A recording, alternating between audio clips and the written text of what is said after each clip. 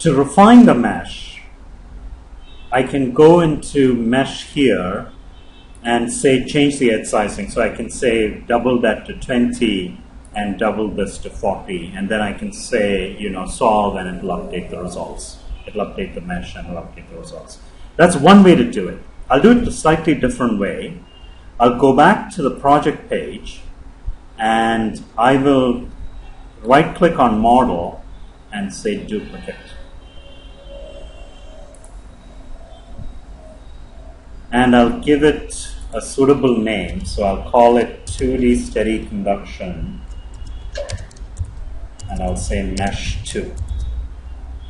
And since I duplicated from model, you see that for geometry and engineering data which come before it, it just used a reference. So it didn't create a copy of it. For the rest of it, it created a copy, which means I can change model setup and so on, but I can't change geometry and engineering data. That's the same as over here, which is what I want.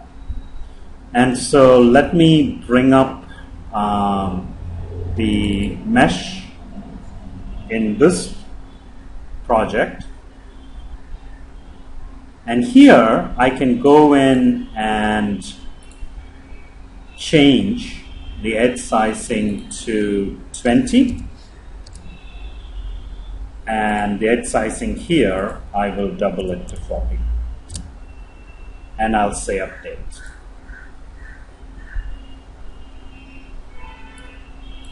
And if I go back, that's just updated the mesh, and then I can solve it and I'll get the new result.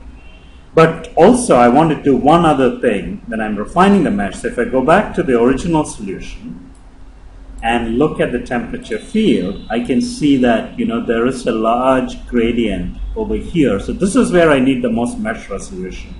And similarly, this is where because of that large gradient, I'm getting these very high heat fluxes. So one way to do that refinement would be to add in a bias. So let me do that.